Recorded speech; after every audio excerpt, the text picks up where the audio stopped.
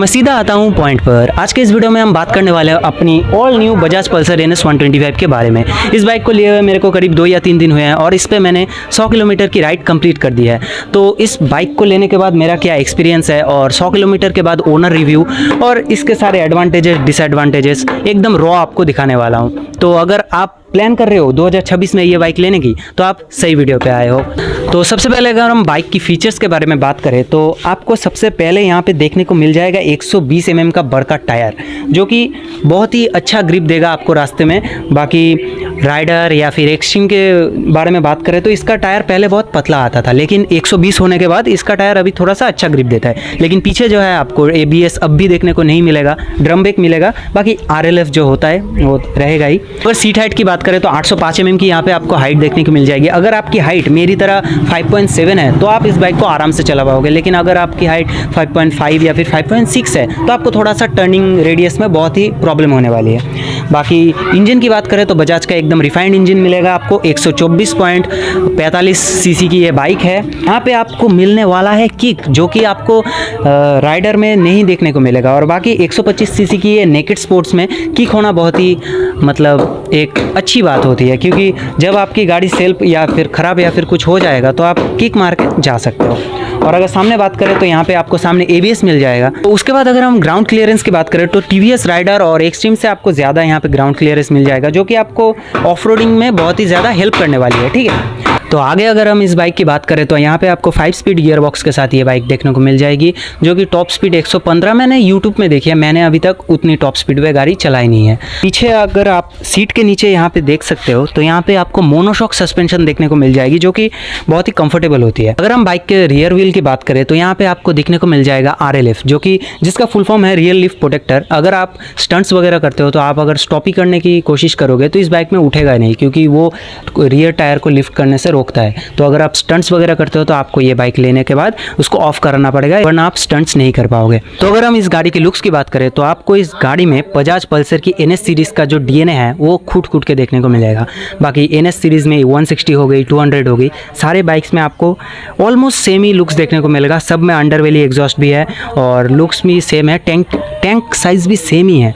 तो आप अगर दूर से देखोगे तो आपको डिफ्रेंशिएट करने में बहुत मुश्किल होगी कि ये 160 है, 200 है और या फिर 125। बाकी अगर आप यहाँ पे स्टिकर्स चेंज कर दो तब तो आपका पहचानना बहुत ही मुश्किल होने वाला है। यही थे इस बाइक के कुछ डिटेल्स। और तो चलिए अभी इस बाइक के कुछ डिसएडवांटेजेस की बात हम करते हैं। तो अब अगर हम इस बाइक की डिसएडवांटेजेस की बात करें तो सबसे पहला जो डिसएडवांटेज मेरे को लगता है, जो कि है पीछे का ये मड गार्ड। अगर आप ध्यान से देखोगे तो ये जो है इस साइड से कोई भी सपोर्ट नहीं है। उस साइड से दिखा भाई, इस साइड से इस पर कोई सपोर्ट नहीं है। तो इवेंचुअली क्या हो रहा है कि यहाँ का प्रेशर पड़ के ना ये थोड़ा सा टिल्ट हो रहा है, ये टायर के साथ सिमेट्रिकल नहीं है, ये थोड़ा सा उस साइड को मतलब लीन हो गया है, जो कि दिखने में थोड़ा सा इसके लुक्स को ना भद्दा बना रहा है। और इसी वजह से अगर आप इस बाइक को पीछे से देखोगे कि मैं अगर चला के जा रहा हूँ सोच लो, तो पीछे से देखने में लगता है कि टायर थोड़ा सा ना हिला हुआ है, जो कि हिला हुआ नहीं है, ये मडगार्ड थोड़ा सा टिल्ट है। तो अगर इस बाइक के हम सेकंड डिसएडवांटेजेस की बात करें तो मैं तो बोलूँगा भाई पीछे ABS होना चाहिए था भाई। अभी के जो 2026 के बाइक्स आ रहे हैं, TVS राइडर को पकड़ लो या फिर एक्सट्रीम 125 को, सब में ABS आता है, लेकिन इसमें अभी भी पुराने वाले ड्रम ब्रेक्स ही आते हैं। तो इसके अगर हम थर्ड डिसएडवांटेजेस की बात करें तो इसका पिलियन सीट भाई, टू बी ऑनेस्ट इसमें बैठने पे कंफर्टेबल भी लगता है और मैं भी इस पे बैठा हूँ, लेकिन इसका जो लॉक है ना भाई ये थोड़ा सा ना ख़राब है। मतलब ये अभी लॉक है ठीक है, लेकिन अगर मैं यहाँ पे करूँगा तो ये देखो, पास में आ जा भाई, ये देखो यहाँ पे ये हिल रहा है, मतलब ये लॉक ठीक से लगा नहीं है। ये देखो फिर से लॉक हो गया, लेकिन मैं अपने हाथ से ही इसे खोल पा रहा हूँ, देखो पूरा खुल गया। तो यही है इसका रीज़न। बाकी पिलियन सीट का अगर लॉक थोड़ा सा ठीक हो जाता तो अच्छा रहता, या फिर ये भी हो सकता है कि ये मेरे बाइक में प्रॉब्लम है। तो अगर इस गाड़ी के हम फोर्थ डिसएडवांटेजेस की बात करें तो मेरे को जो पर्सनली लगता है यहाँ पे भाई LED सेटअप होना चाहिए था भाई। ये हैलोजन बहुत ही पुराना हो गया, मेरे पापा के गाड़ी में भी सेम ही है। तो अभी 2026 के सारे बाइक्स में LED आ रहा है, तो आपको बजाज यहाँ पे आपको LED देना चाहिए था। और बाकी अगर हम इसकी लास्ट डिसएडवांटेजेस की बात करें ना, तो भाई सच में बता रहा हूँ ये बाइक बहुत ही हेवी है, मतलब बहुत ही। अगर आप इस सेगमेंट की 125 की राइडर या फिर एक्सट्रीम चला के मतलब हाथ सेट कर चुके हो ना, तो ये बाइक आपको बहुत ही हेवी लगने वाली है। 125 सीसी की गाड़ी और इसका वेट है लगभग 150 kg, ठीक है। और ये बाइक आप देख भी सकते हो बहुत ही बड़ी है। तो अगर आप मेरी तरह थोड़े से दुबले पतले हो ना, तो आपको ये यू टर्न लेने में या फिर अगर ये गिर जाए तो उठाने में बहुत ही ज़्यादा दिक्कत आने वाली है।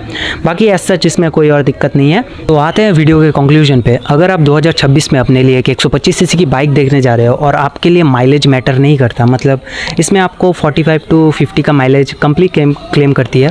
बाकी अगर माइलेज से आपको कोई प्रॉब्लम नहीं है और एक इतनी भारी गाड़ी आपको संभाल सकते हो आप, तो फिर इस गाड़ी की तरफ आप जा सकते हो। बाकी इसमें एक ही मेरे को फॉल्ट जो कि लगता है जो कि है AVS, और अगर आपको AVS से उतना फ़र्क नहीं पड़ता तो ये गाड़ी आपके लिए है। बाकी आपको दूर से कहीं भी देखने में नहीं लगे कि ये 125 सीसी की बाइक है। इसके बगल में आप एक्सट्रीम या तो राइडर को रख के अगर देखोगे तो वो बहुत ही छोटी लगेंगी। ये बाइक देखने में भी बड़ी है और भारी भी है। इसलिए अगर आपको लुक्स अच्छे चाहिए, स्पीड अच्छी चाहिए और सेगमेंट में सबसे अच्छे लुक्स और सेगमेंट में सबसे भारी और बड़ी गाड़ी चाहिए, तो ये बाइक आपके लिए है। लेकिन अगर आप डेली कम्यूट के लिए चाह रहे हो, थोड़ी सी हल्की हो, थोड़ी सी ज़्यादा माइलेज दे और फीचर्स भर भर के हो, तो फिर ये बाइक आपके लिए नहीं है। आप एक्सट्रीम की तरफ जा सकते हो। Da chamada, chamada.